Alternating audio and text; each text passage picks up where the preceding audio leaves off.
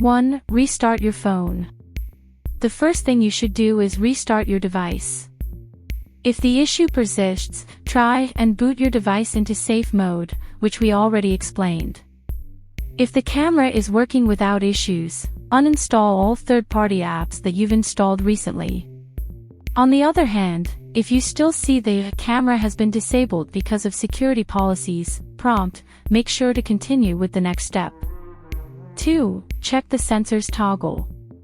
There are some hidden toggles that usually don't appear in the quick access menu before you enable them in the developer options. One of them is the sensors toggle, which allows users to disable all sensors with a single tap. Some users reported that the problem was gone when they toggled this tile off. 3. Check security policies. Some users suggest checking security policies. You should disable security policies for everything in system settings. You can re-enable Find My Device later. If you are not sure how to do it, follow these steps. Open Settings. Tap Security or Biometrics and Security.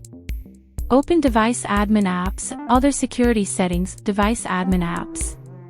Disable all apps with device admin access and check for improvements. Reset the camera app.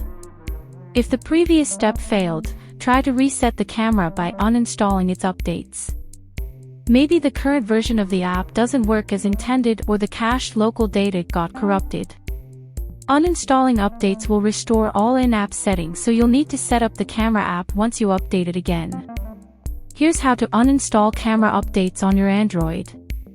Open Settings. Tap Apps. Select Camera. Tap on the three dots menu and select Uninstall Updates. On Samsung devices, open Camera Settings, swipe down and tap Reset Settings.